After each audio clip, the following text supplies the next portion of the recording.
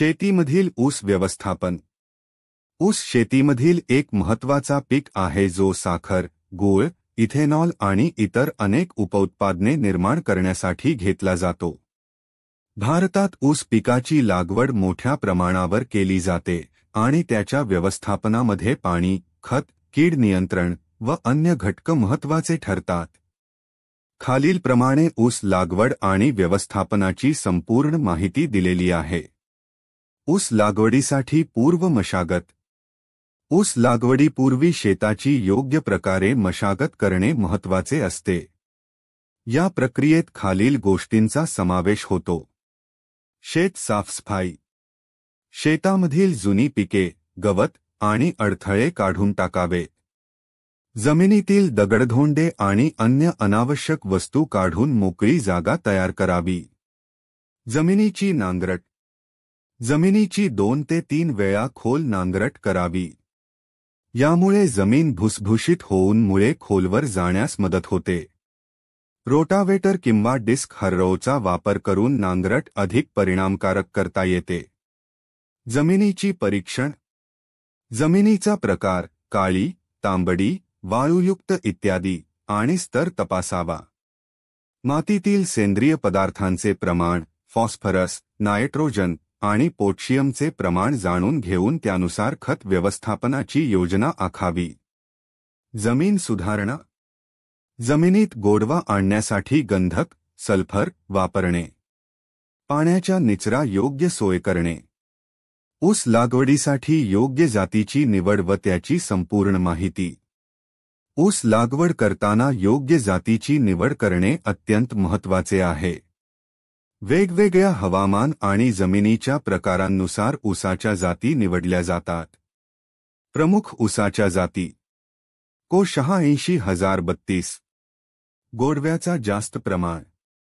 कमी कालावधीत तयार होणारी जात, 11 ते 12 महिने. 671. साखरेचे प्रमाण जास्त. रोग प्रतिकारशक्ती असलेली. को 94,012. भरघोस उत्पादन देणारी. कोरड्या हवामानासाठी उपयुक्त. को 8,014. लवकर पिकणारी. हलक्या जमिनीसाठी उपयुक्त. जाती निवडताना विचार करावयाच्या गोष्टी. हवामान आणि जमिनीचा प्रकार. साखरेचे उत्पादन देण्याची क्षमता. रोग आणि किडींचा प्रतिकार. पाण्याची उपलब्धता. ऊस लागवड पद्धत. ऊस लागवडीसाठी योग्य पद्धतींचा अवलंब केल्यास उत्पादनामध्ये वाढ होऊ शकते. खालील प्रमुख पद्धती वापरल्या जातात. सरीवरंबा पद्धत. जमिनीत 90 cm अंतरावर स्या तयार कराव्यात. वरंब्यांमध्ये पाणी साचणार नाही याची काळजी घ्यावी. त्रांतर लागवड. 2 ओळींमधील अंतर 150 सें.मी. ठेवावे. ट्रॅक्टरद्वारे मशागत करणे सोपे जाते. स्टबल लागवड. मागील पिकाचे कापल्यानंतर उरलेल्या खोडांपासून नवीन पीक घेतले जाते. उत्पादनात बचत होते. शेती यांत्रिकीकरण. रोपणी करताना यांत्रिक साधनांचा वापर करावा. वेळ आणि श्रम कमी होतात. सिंचन व्यवस्थापन. ऊस पीक पाण्यावर अवलंबून असते, त्यामुळे योग्य सिंचन व्यवस्थापन महत्त्वाचे आहे. ऊसाच्या वाढीच्या विविध टप्प्यांवर पाण्याची गरज वेगवेगळी असते. सिंचन पद्धती. ठिबक सिंचन. पाण्याचा अपव्यय टाळण्यासाठी ठिबक सिंचन सर्वोत्तम आहे. प्रत्येक झाडाला योग्य प्रमाणात पाणी मिळते. फवारा सिंचन. शेताच्या लांबच लांब क्षेत्रासाठी उपयुक्त. सिंचनाचा वेळ. पहिला पाणी पुरवठा लागवडीनंतर त्वरित करावा.